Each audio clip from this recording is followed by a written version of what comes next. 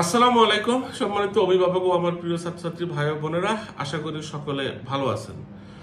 কথা বলবো উচ্চশিক্ষা গ্রহণ করার জন্য যেতে ইচ্ছুক ছাত্রছাত্রী ভাই ও বোনেরা যারা ইউরোপ, আমেরিকা বা কানাডাতে আবেদন করবেন তাদের জন্য কোন কান্ট্রিগুলাই ভালো হবে। এই মুহূর্তে পপুলার ডেস্টিনেশনের মধ্যে বাংলাদেশি ভাই বোনদের খুব আগ্রহ দেখতেছি ইংল্যান্ড এবং অস্ট্রেলিয়া, কেননা এই দুইটা কান্ট্রিতে টাকা হইলেই ভিসা হয়ে যায়। কিন্তু ভিসা হয়ে যাওয়ার পরে ইংল্যান্ড বা অস্ট্রেলিয়াতে গেলে কি কি সুযোগ সুবিধা আমি পাবো, এইসব বিষয় নিয়ে কিন্তু আমরা চিন্তা ভাবনা করি না। জাস্ট বাংলাদেশের থেকে ভাগতে পারলেই আমার কাজ হয়ে গেল, এই ধরনের অনেকের চিন্তা ভাবনা আছে। তো যারা পূর্ব থেকে পরিকল্পনা করে বিদেশে উচ্চশিক্ষা গ্রহণ করতে যাবেন তারা কিন্তু প্রবলেমে পড়তে পারেন।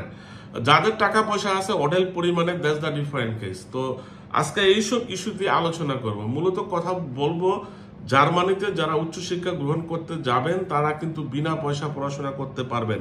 জার্মানিতে পড়াশোনা করার জন্য বিন্দু মাত্র কোনো ব্যাংক স্টেটমেন্ট দেখাতে হবে না, সোর্স অফ ফান্ড দেখাতে হবে না, কোনো ধরনের কোনো টিউশন ফিস নাই। অ্যাপয়েন্টমেন্ট পাওয়া যায় না, এই কথাটা এখন ভুল। অনেকের ধারণা ছিল জার্মান এম্বাসি থেকে বুঝিয়ে এখনো অ্যাপয়েন্টমেন্ট পেতে 2-2.5 বছর 3 বছর টাইম লাগে।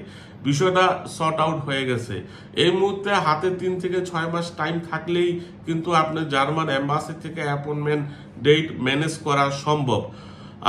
এখন এত সুযোগ সুবিধা কেন আমরা গ্রহণ করব না? বাট আমরা যারা ইংল্যান্ড এবং অস্ট্রেলিয়াতে পড়াশোনা করার জন্য যেতে চাচ্ছি তারা কেন জার্মানি নিয়ে চিন্তা ভাবনা করবো না? নর্মালি বলি, ইংল্যান্ড এবং অস্ট্রেলিয়াতে টিউশন ফি 1 বছরের কিন্তু আপনার 25 থেকে 30 লক্ষ টাকা বা 20 থেকে 25 লক্ষ টাকার মতো মিনিমাম পেমেন্ট করতে হবে ইয়ারলি।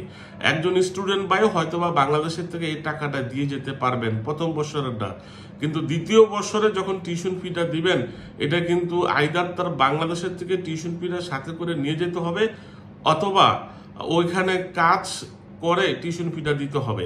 বেশিরভাগ বাবা মাই আমাদের দেশের মিডল ক্লাস, তারা মূলত সন্তানকে 1 বছরের বা 6 মাসের টিউশন ফি দিয়ে পাঠান। পরবর্তীতে কিন্তু একজন স্টুডেন্টেরই কাজ করে তার টিউশন ফি জমা দিতে হয়।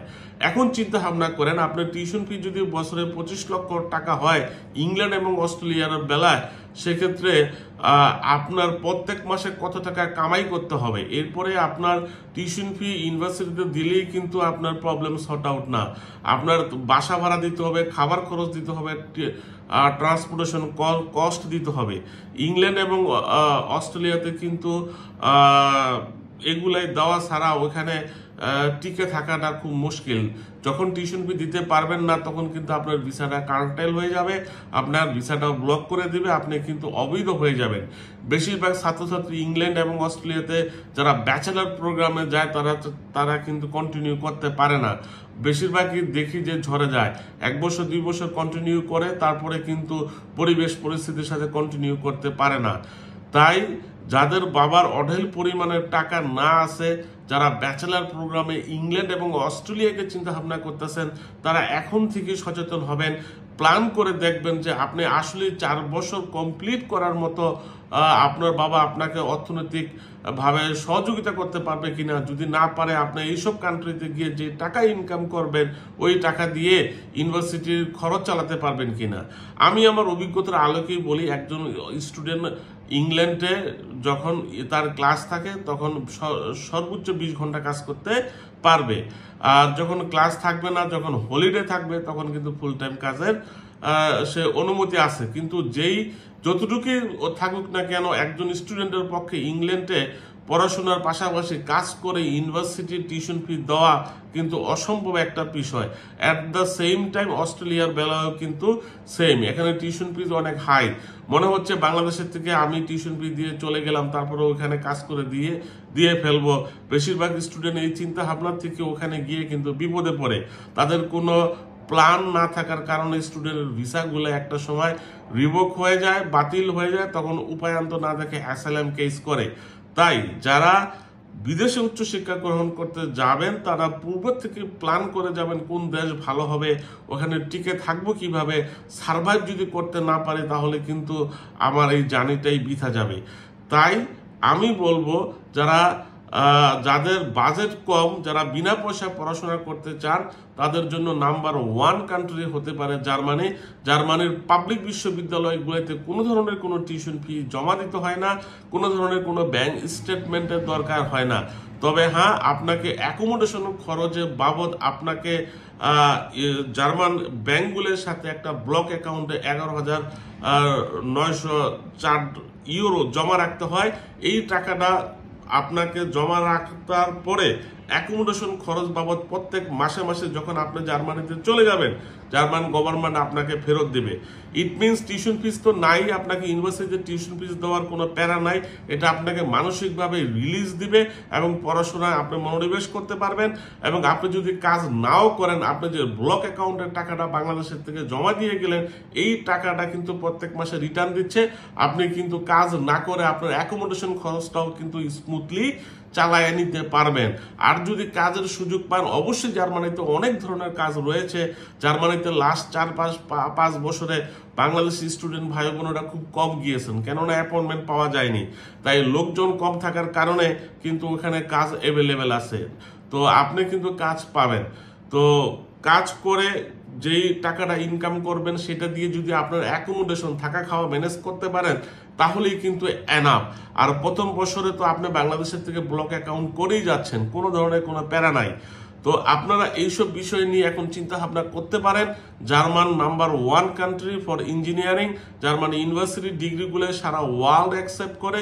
তাদের যে এডুকেশন স্ট্যান্ডার্ড, এর সুনাম রয়েছে সারা বিশ্ব জুড়ে। তো আগামী 2026 সালের সেপ্টেম্বর সেমিস্টারে যারা আবেদন করতে চান, তাদের প্রতি পরামর্শ থাকবে, দয়া করে, আমি এখন এই আলোচনাটা করতেছি নভেম্বর 2024, আপনাদের অ্যাপয়েন্টমেন্ট নিতেও কোনো ধরনের কোনো ঝামেলা হবে না যদি আপনারা আপনাদের প্রসেসিংগুলো শুরু করতে পারেন। আপনাদের কোনো এজেন্সির কাছে যেতে হবে নট নেসেসারি। আপনি যদি স্মার্ট এনাফ হন, গুগল ইন্টারনেট ঘেটে বা ইউটিউবে অনেক ভিডিও দেখেও কিন্তু আপনি নিজে নিজে আবেদন করতে পারবেন। এটা কোনো রকেট সায়েন্স না। এখন জার্মান ল্যাঙ্গুয়েজের একটা বিষয় আছে, অনেক ইউনিভার্সিটি পেয়ে যাবেন যে সকল ইউনিভার্সিটিতে কিন্তু জার্মান ল্যাঙ্গুয়েজ ম্যান্ডেটরি না। আপনার IELTS হয়ে গেলেও হয়ে গেল। আপনারা যারা ব্যাচেলার প্রোগ্রামে আবেদন করবেন, তাদের ওভারঅল ব্যান্ড স্কোর যদি 6 থাকে, নট লেস দেন 6, সেক্ষেত্রে কিন্তু পাবলিক ইউনিভার্সিটিগুলোতে চান্স পেয়ে যাবেন। যারা মাস্টার্স প্রোগ্রামে যেতে চাচ্ছেন, তাদের যদি IELTS ওভারঅল ব্যান্ড স্কোর থাকে 6.5, not less than 6 is band, তাহলে কিন্তু আপনারা চান্স পেয়ে যাবেন। এখানে কোনো জার্মান ল্যাঙ্গুয়েজের দরকার হবে না। আবার এরকম যাতে না হয় আপনার IELTS এর স্কোর আছে 7 কিন্তু একটাতে পাইছেন 5.5, তাহলে কিন্তু বিপদে পড়বেন। যারা ব্যাচেলারে যেতে চাচ্ছেন, তাদের IELTS এর স্কোর আছে 6.5 কিন্তু একটাতে পাইছেন 5.5, সেক্ষেত্রে কিন্তু আপনার সুযোগটা সীমিত হয়ে যাবে। আপনার অ্যাডমিশনটার জন্য হয়তোবা একটুখানি স্ট্রাগল করা লাগতে পারে। তবে আপনি যখন আবেদন করবেন, হাতের মধ্যে মিনিমাম 4-5টা ইউনিভার্সিটি অ্যাট লিস্ট আবেদন করবেন আপনার সাবজেক্টে, কেননা এখানে কম্পিটিশনটা হয় অ্যাডমিশন নিয়ে। অ্যাডমিশন হয়ে গেলে আপনার ভিসা 100% কনফার্ম। তো একটা ইউনিভার্সিটির উপর ডিপেন্ডেন্ট না হয়ে যখন আবেদন করবেন, মিনিমাম 5-7টা ইউনিভার্সিটিতে আবেদন করবেন, সেক্ষেত্রে আপনার অ্যাডমিশনটা কিন্তু আপনি কনফার্ম পাবেন, যদি ওদের রিকোয়ারমেন্ট অনুযায়ী আপনার কোয়ালিফিকেশনটা থাকে। এসওপিটা খুব ইম্পর্টেন্ট। যখন ইউনিভার্সিটিগুলোতে আবেদন করবেন, স্টেটমেন্ট অফ পারপাস বা লেটার অফ মোটিভেশন যেটা লিখবেন, আপনারা চাইবেন যে এডুকেশন এবং IELTS এর পাশাপাশি নিজের ওয়ার্ক এক্সপিরিয়েন্স যদি থাকে, ভলান্টারি ওয়ার্ক এক্সপিরিয়েন্স যদি থাকে, যদি কোনো এক্সট্রা কারিকুলাম অ্যাক্টিভিটিস থাকে, এগুলো কিন্তু অবশ্যই এসওপিতে আপনি মেনশন করবেন। সেক্ষেত্রে অ্যাডমিশনের জন্য এক্সট্রা বেনিফিট আপনি পেয়ে যাবেন। আশা করি যারা ইংল্যান্ড এবং অস্ট্রেলিয়াতে যাদের সামর্থ্য নাই ব্যাংক স্টেটমেন্ট দেখানোর, যাদের সামর্থ্য নাই টিউশন ফিস দেওয়ার, যাদের কোনো আত্মীয় স্বজনের থেকে সহযোগিতা পাওয়ার কোনো সুযোগ নাই, তাদের জন্য জার্মান হতে পারে একটা সুবর্ণ সুযোগ। কেননা জার্মানে ব্যাংক স্টেটমেন্ট দেখাতে হয় না। জার্মান ইউনিভার্সিটি থেকে অ্যাডমিশন পাইলেই আপনার ভিসা কনফার্ম। অ্যাপয়েন্টমেন্টের প্রবলেমটা আপনার চলে গেছে, শুধু ব্লক অ্যাকাউন্টে টাকা দেখাতে হয় এবং এই টাকাটা আপনাকে প্রত্যেক মাসে মাসে অ্যাকোমোডেশন হিসাবে দিয়ে দিবে। এখন থেকে যারা প্রস্তুতি গ্রহণ করবেন, তাদের জন্য আশা করি 2026 সালের সেপ্টেম্বর সেমিস্টারটা খুব ইজিলি ধরতে পারবেন, কোনো ধরনের কোনো প্রবলেম হবে না। আমি দেখেছি বিগত এক্সপিরিয়েন্সের আলোকে, যখন একটা কান্ট্রি ভিসা দেয়, বাঙালি কিন্তু হুমড়ি খেয়া পড়ে। যেহেতু জার্মান এখনে মাত্রই অ্যাপয়েন্টমেন্ট সিস্টেমটা ডেভেলপ করেছে, এই সুযোগটা যদি আপনি প্রথমেই কাজে লাগান তাহলে কিন্তু অনেক ভাইয়ের থেকে আপনি এগিয়ে যাবেন। আশা করি বুঝতে পেরেছেন। আমার এই কথাগুলাই আপনি যদি বিশ্বাস না হয় গুগল ইন্টারনেট ঘাঁটতে পারেন, সেক্ষেত্রে কিন্তু আপনার একটা অভিজ্ঞতা হবে এবং এই একটা ইনফরমেশন ঘাটার জন্য আপনি 10টা ইনফরমেশন জানতে পারবেন। এই গ্লোবাল বিশ্বে এখন আপনার ইনফরমেশন যত আপনার ব্রেনে থাকবে আপনি কিন্তু তত স্মার্ট। আর এইগুলোর জন্য কোনো ব্যক্তি বিশেষ বা এজেন্সিরও সহযোগিতা নেওয়ার দরকার নাই। আপনি বাসায় বসে বসে আপনার স্মার্ট মোবাইল ফোন দিয়ে কিন্তু এই ইনফরমেশনগুলাই পেয়ে যাচ্ছেন।